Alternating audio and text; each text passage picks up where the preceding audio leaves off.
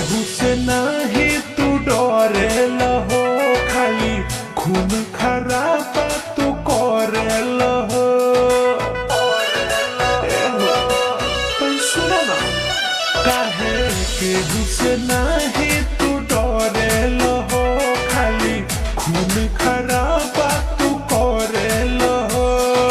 और सुनो, आवता शिकायत तो सीधे सरकार से, हम न डराने बाबी कोनो रंगदार से। करिले बिलोंग कुशवाहा परिवार से, करिले बिलोंग कुशवाहा परिवार से, करिले बिलोंग कुशवाहा परिवार से, करिले बिलोंग कुशवाहा परिवार से।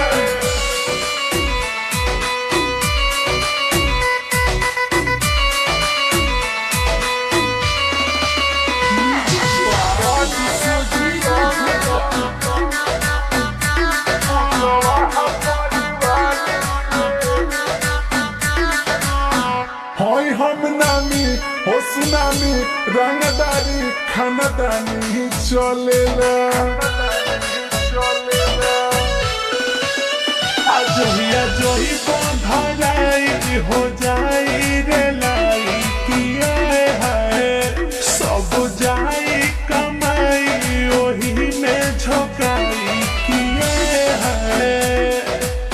लफून के संगे तू तो घूमता रथैर से, हम न डराने बाबी कोनो रंगदार से। करिले बिलोंग कुशवाहा परिवार से, करिले बिलोंग कुशवाहा परिवार से, करिले बिलोंग कुशवाहा परिवार से, करिले बिलोंग कुशवाहा परिवार से।